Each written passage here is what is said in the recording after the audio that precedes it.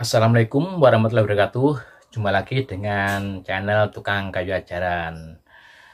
Di video kali ini saya akan memutarkan video saya yang lama ya. Video ini dulu saya buat tuh awal-awal saya membuat channel ini ya.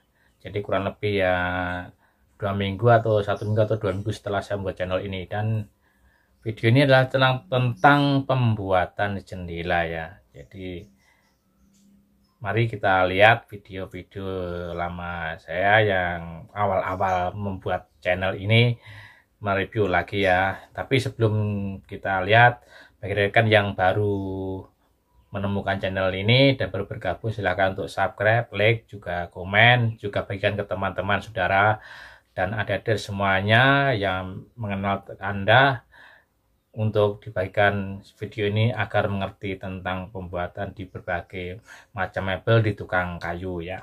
Oke, yuk kita simak videonya bareng-bareng. 16 terus total jendela 43 ya. Ya, ini ya karena dulu masih awal ya, awal pembuatan video ya, belum begitu fasih ya.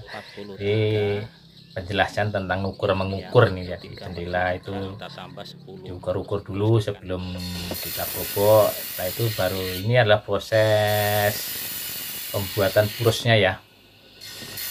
Jadi pembuatan purus ada dua cara ya. Bagi sekarang saya itu dulu tuh. Yang pertama cara seperti ini ya, cara menggunakan mata yang seperti mata profil yang ini ya, yang bentuk profil biasa itu ya. Dengan cara kita buat dulu menggunakan table saw ini, dan ini membutuhkan waktu ya, agak ya, ada beberapa proses ya, ada 2 proses ya untuk membuat purus ini. Tapi kalau yang model yang kedua ada itu adalah pembuatan purus ya, langsung didorong di mesinnya itu langsung jadi ya. Jadi sistemnya didorong. Di video-video saya yang sebelumnya sudah ada tentang pembuatan purus ini, versi yang kedua ya ada. Ini versi yang pertama seperti ini.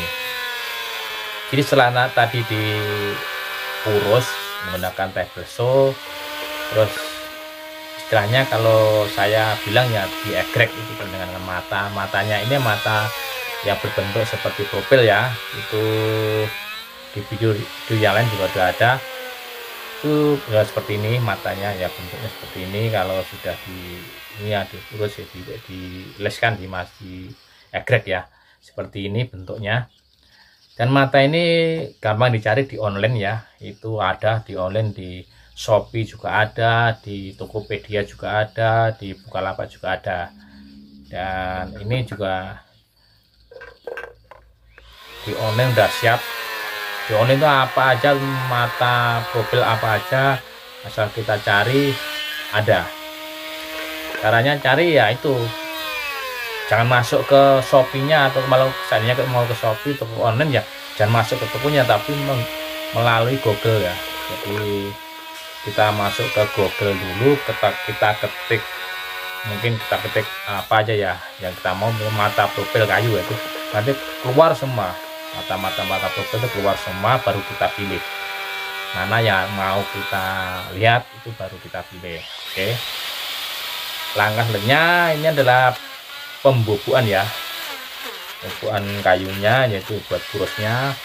Jadi mata boboknya ini kita buat khusus menggunakan mata bor ya, yang bagus ya. Kalau tadi ya kayak Naji, dan yang di bawah Naji juga ada, itu bagus. Dan teknik pembuatannya pun saya sudah, video-video yang dulu juga ada, udah membuat cara membuat mata bobok ini pun juga udah saya buatkan di video-video yang sebelumnya, yang awal-awal membuat channel ini juga ada. Dan begitulah teknik pembuatan, dan menggunakan mesin profil yang besar ya. Kalau yang kecil memang nggak bisa, karena ini adalah matanya itu 10 ya, 10 mm ya, 10 sampai 12 ya, tapi rata-rata saya memakainya adalah 10 milimeter ya. Kirain kalau trimmer yang kecil, yang pahitan yang kecil itu adalah maksimal cuman 6 milimeter kan, itu maksimal ya. Kayaknya kalau nggak 5, sepertinya 6 ini. 6 milimeter itu maksimal. Kalau ini matanya adalah 10, dan cara membuatnya pun jadi ujungnya harus ada dibelah jadi dua ya, ujung-ujung dari mata itu, mata bor itu dipotong dulu, terus ujungnya dibelah jadi dua dan ditajamkan. Karena akhirnya bobok ini pun akan bisa itu sistem membuat mata bobok yang saya lakukan tempo dulu ya, bukan tempo, waktu saya ngerjani menggunakan ini ya, mata bobok seperti ini. Dan hasilnya pun juga bagus dan cepat ya. Ibadah gini juga bakal ada yang model-model tarikan gini kan ada, tapi itu matanya juga mata khusus kan, matanya segi 4 itu yang dalamnya ada mata bornya itu ada juga yang menggunakan, tapi saya lebih suka menggunakan ini ya, seperti ini ujungnya. Nah, ujungnya seperti ini. Jadi ujungnya itu dibelah jadi dua ya, dan ditajamkan. Itu adalah mata bobok. Hasilnya bagus seperti itu hasilnya, dan kedalamannya maksimal ya 5,5 atau 5 sampai 5,5 cm ya. Bobok adalah kita profil dulu ya. Tapi kalau yang model yang sistem yang kedua ya, jadi yang langsung membuat poros yang langsung jadi itu adalah tidak usah memprofil ini, jadi langsung masuk spindle ya. Di matanya kan mata spindle ya, jadi masuk spindle langsung jadi lebih cepat sebenarnya kalau yang kedua. Tapi kalau yang model pertama ini lah agak lambat ya, tapi hasilnya juga lumayan bagus, karena model umum yang profil yang umum dipakai seperti profil kusen ya, itu modelnya. Kalau yang model yang sistem yang kedua itu adalah mata profilnya udah mata profil buat pintu, bukan mata profil buat kusen, udah masuk ke matanya mata profil seni pintu ya. Ini pembuatan lengkung, karena jendela yang saya buat dulu adalah jendela lengkung ya. Ini pembuatan lengkungnya ya, lengkung atas jendela ya. Jadi model kalau orang bilang dulu itu tempat saya itu ada model Spanyol. Nah, itu seperti ini model Spanyol. Nah, seperti ini. Ini dengan menggunakan benso ya. Setelah jadi lengkungannya, langkah pertama kita profil dulu pinggirnya. Jadi mengantisipasi kalau kita lubang tengah untuk lubang kaca itu nanti cara merubahnya ini akan rusak namanya. Jadi karena roda profil itu kan pakai roda ya, kalau model lengkung gini stoppernya rodanya akan masuk ke lubang kaca itu. Jalan satunya ya harus kita profil dulu, setelah profil jadi baru kita roda, baru kita lubang kaca tengahnya itu. Jadi hasilnya akan bagus dan tidak rusak ya. Tapi jelas kalau di lubang tengah dulu pasti rusak hasilnya, karena rodanya pas, nanti akan pas di lubang kaca itu. Oke, setelah ini baru di lubang kaca ya. Nah, menggunakan seperti itu lubang kacanya.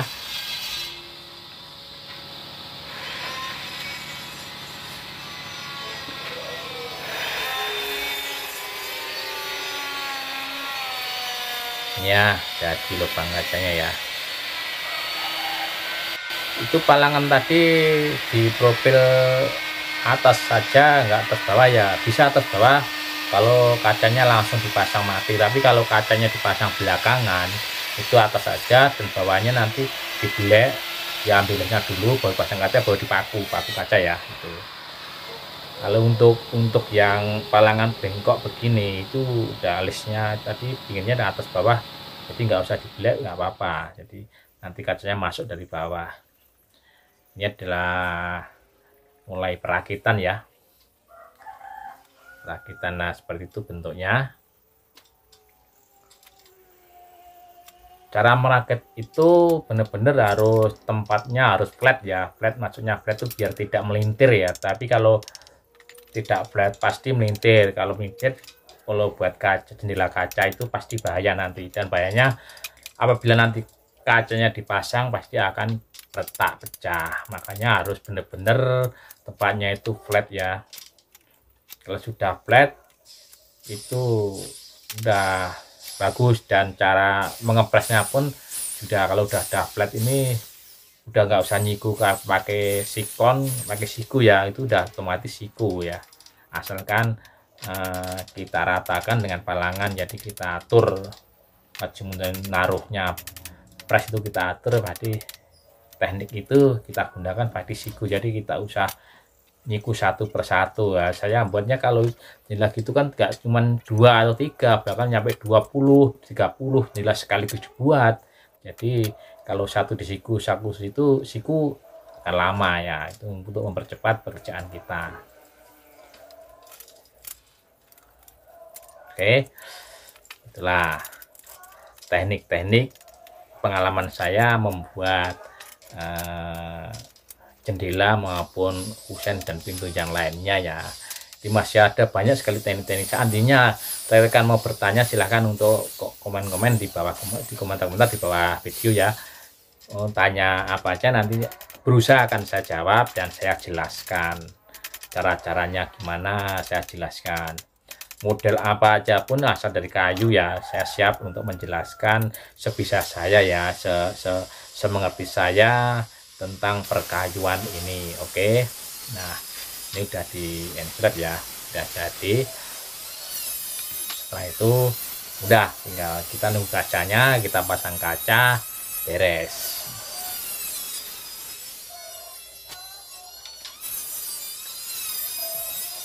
Jarang sekali saya membuat, istilahnya itu membuat jendela pintu itu cuma 1 atau 2 itu ya. Rata-rata kan kalau orang pesan ya, orang pesan di bikin rumah kan satu rumah sekaligus. Jadi kita kesana ngukur satu rumah itu kusen, pintu, jendela komplit kita ukur. Jadi kita hitung jendelanya berapa, pintunya berapa, kita buat sekaligus. Jadi setiap tukang itu kalau dikasih gambar tuh bukannya 1-2, tapi satu gambar itu adalah meliputi satu rumah sekaligus. Jadi dari kusen, pintu, jendela komplit sampai bopen-bopennya itu udah satu set ya ibaratnya.